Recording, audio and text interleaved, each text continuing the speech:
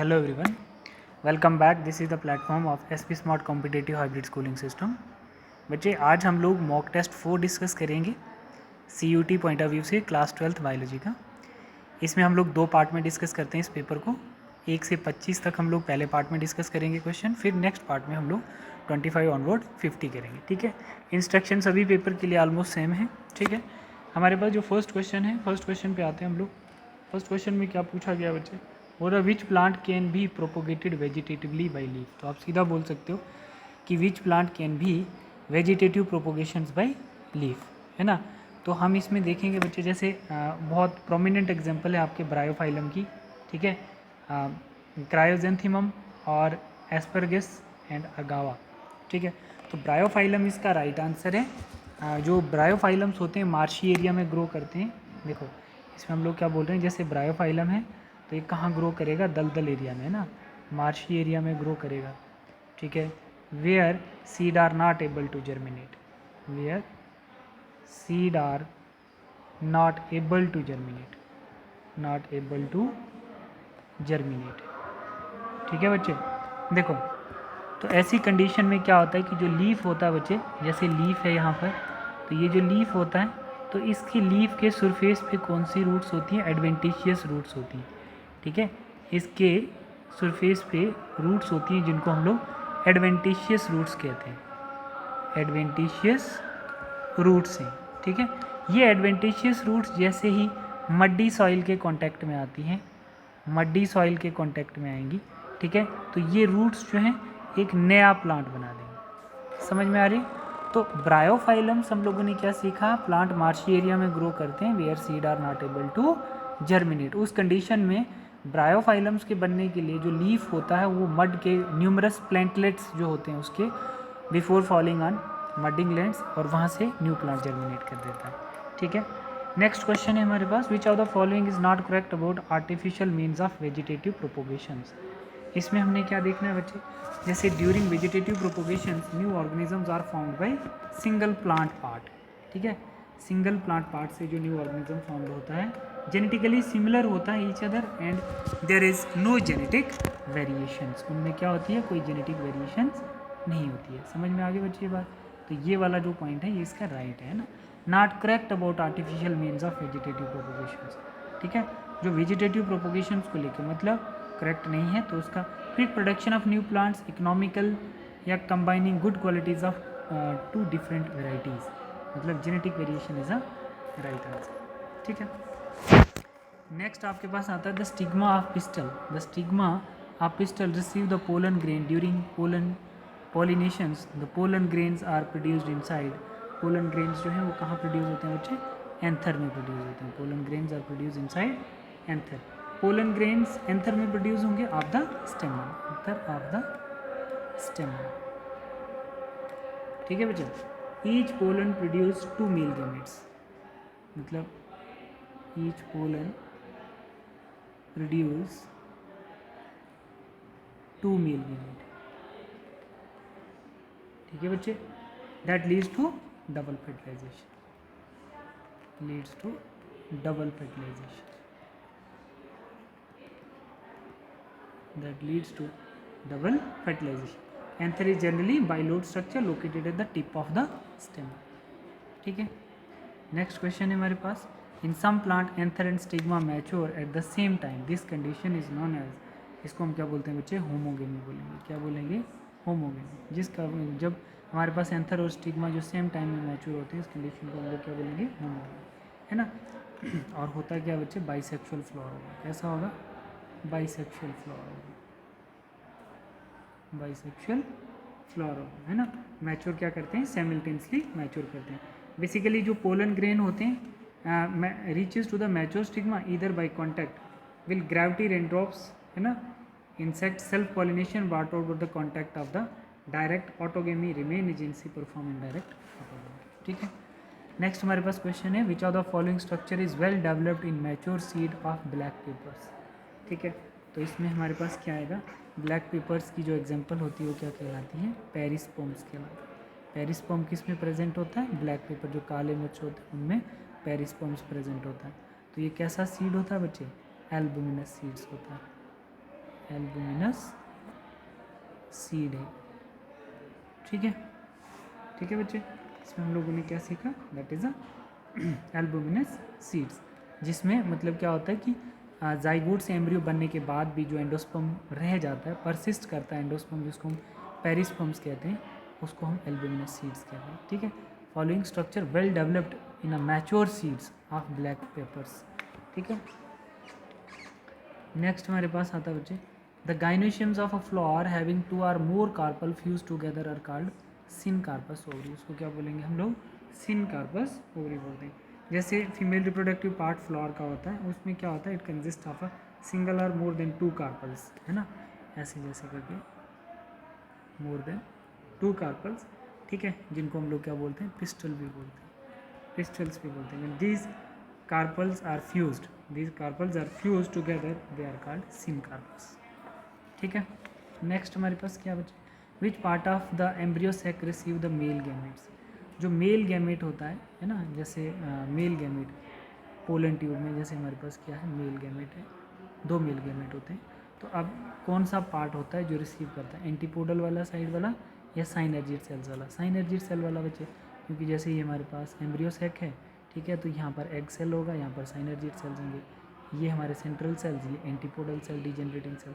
तो यहाँ वाली साइड से हमारे पास एग सेल के पास क्या आएगा, पोलन ट्यूब के द्वारा मेल गैमेट्स आएंगे। ठीक है, तो हम बोल रहे हैं साइनर्जिड साइड्स वाली साइड से, synergids are the part of egg apparatus and are thought to help the pollen nucleus reaches the egg cells for fertilizations. ठीक है बच्चे, फर्टिलाइजेशंस। देन हमारे पास आता है question, what happen during fertilization after all the sperm reaches close to the ovum. तो इस कंडीशन में क्या होता है बच्चे, million of sperms are release during insemination that reach to ovum for fertilization, only 1 sperm enter the ovum of penetrating the zona pellucida layer of ovum using the enzyme present in acrosome reactions. तो इसमें जैसे आप लोगों को पता है कि ये हमारे पास ओवम है, ठीक है, तो यहाँ पर मिलियन ऑफ स्पर्म्स जो होंगे वो इसके पास रीच करेंगे। ठीक है, मिलियन ऑफ स्पर्म, बट एक ही स्पर्म जो होगा वो क्या करेगा, इसको फ्यूज़ कर जाएगा, एक स्पर्म जो होगा इसको फ्यूज़ कर जाएगा और फर्टिलाइजेशन पॉसिबल हो जाता है। अब इसमें क्या होता है, all sperm except one lose their tail, cells of corona radiata trap all sperms except one, only 2 sperms nearest to ovum penetrate zona pellucida, the secretion of acrosomes help to 1 sperm enter the cytoplasm of the ovum. ठीक है बच्चे, तो ये वाला जो है हमारा right answer है। Which of the following is found first out of the following in growing fetus? Which of the following found first out of the following? इन सब में से सबसे पहले क्या डेवलप होता है, सबसे पहले बच्चे हार्ट डेवलप होता है। क्या होगा, हार्ट डेवलप होगा, फिर उसके बाद हमारे पास क्या डेवलप होगा, फिर लेटर बच्चे क्या होता है, फिर उसके बाद लिम्स एंड डिजिट्स, फिर उसके बाद हमारे पास लिम्स और डिजिट्स जो डेवलप होते हैं 1 मंथ ऑफ प्रेगनेंसी। ठीक है, इन 2nd मंथ ऑफ प्रेगनेंसी में हमारा एक्सटर्नल जेनिटल ऑर्गन्स डेवलप्ड होते हैं। ठीक है, और 3rd मंथ में eyelids and hairs, eyelids and hairs. ठीक है, menstrual cycle is human female is completed into 28 days में मेंस्ट्रुअल साइकिल कंप्लीट होता है with respect to different phases. ठीक है, pseudodormancy differ from normal pregnancy, pseudodormancy is different from normal pregnancy. Pseudodormancy जो है हमारे पास वो डिफरेंट होती है फ्रॉम नॉर्मल प्रेगनेंसी। तो कैसे, absence of foetus, absence of foetus, developmental change in endometrium lines, absence of corpus luteum. ये बोल गया सीडोडोर्मेंसी डिफर फ्रॉम नॉर्मल प्रेगनेंसी, तो क्या होगा, एब्सेंस ऑफ फीटस, बाकी सब कुछ होगा बट फीटस नहीं होगा। Condoms are one of the most popular contraceptive because of the following reasons, because of the following reasons। जैसे हमारे पास क्या आता है, condoms are barrier made up of thin rubber latex sheath that is used to cover the penis in the male or vagina and cervix in the female just before coitus। coitus क्या होता है बच्चे, coitus क्या होता है, copulations को बोला जाता है, coitus interbreed copulations। ठीक है, so that the ejaculated semen would not enter into the female reproductive tract, this can prevent conception। ठीक है, तो इसमें all of these मुझे सही लग रहे हैं, these are the effective barrier of insemination। ठीक है, और क्या होता है, they do not interfere with the coital act, ये भी ठीक है बच्चे, these help in reducing the risk of STD, ये भी ठीक है, all of these is a right answer। ठीक, ये क्वेश्चन आता है बच्चे आपके पास। A human male decide to adopt surgical methods for contraceptions, identify the point in the diagram where cut would be made and tied. ठीक है, तो हम लोग कट कहाँ से लगाते हैं बच्चे? ठीक है, जैसे हम लोग क्या कहते हैं सर्जिकल मेथड, जिसको हम लोग क्या बोलते हैं वेसेकोटोमी। वेसेकोटोमी, कट या tied of vasa deferentia, vasa deferentia. ठीक है, इससे क्या होता है बच्चे? To prevent the entry of vagina, entry of sperm in vagina. ठीक है, तो आपने पॉइंट आउट करना है बच्चे। पॉइंट आउट करने का मतलब एस जो है हमारा किसको रिप्रेजेंट करता है बच्चे? एस जो है ये यूरिनरी ब्लैडर को रिप्रेजेंट कर रहा है, यूरिनरी ब्लैडर है ये। ठीक है, फिर उसके बाद इसको हम क्या बोलते हैं बच्चे? ये हमारा सेमिनल वेजिकल है। क्या है?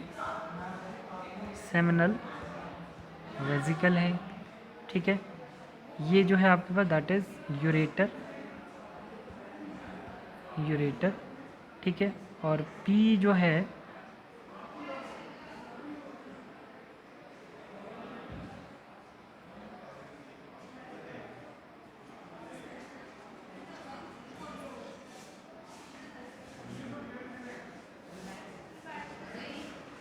क्यू जो है बच्चे, ये क्यू वाला पार्ट जो है आपके बच्चे, ये जो क्यू पॉइंट है ये वासा डिफरेंशिया को रिप्रेजेंट करता है। ठीक है, तो वासा डिफरेंशिया पे हम लोग क्या करते हैं बच्चे? कट करते हैं। ठीक है, वासा डिफरेंशिया पे कट करेंगे तो क्या होगा? Human will decide to adopt surgical methods for contraceptions. ठीक है, identify the point the diagrams where cut would be made tied. तो ये वाला जो क्यू वाला पार्ट है, पॉइंट क्यू जो है, सी इज़ द राइट आंसर।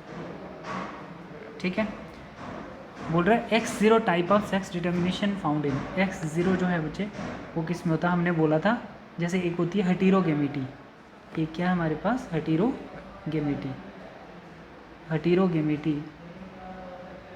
और एक होता है बच्चे हमारे पास होमोगेमिटी। एक क्या होता है? होमोगेमिटी। ठीक है, सेक्स डिटर्मिनेशन के लिए जैसे हम लोग बोल रहे हैं X0 और XX, ये मेल है और ये क्या है? फीमेल है। XY XX, ये क्या है? ये मेल है और फीमेल। मानो जैसे हमारे पास क्या बच्चे? हेटेरोगेमिटी, ये वाली हेटेरोगेमिटी है जिसमें सेक्स क्रोमोसोम्स डिफरेंट हैं, और ये वाली होमोगेमिटी होती है जिसमें सेम है। तो ये कंडीशन जो है ये इंसेक्ट की है और ये कंडीशन जो है ये ह्यूमन की है। ठीक है बच्चे, तो देखो इसमें जो हमारे पास X0 type of sex determination आपको किस में देखने को मिल रही है? X0 टाइप जो है ये ग्रास होपर में, जिसको हम लोग इंसेक्ट बोलते हैं। क्या बोलते हैं? इंसेक्ट बोलते हैं। तो ग्रास होपर में आप लोगों को कौन सी कंडीशन देखेगी? X0 type of sex determination. Plotting of specific, plotting of specific genes on the chromosome is known as, इसमें आपका आएगा क्रोमोसोम्स मैप या लिंक मैप या जेनेटिक मैप है ना। Plotting of specific genes on the chromosome is known as chromosome map.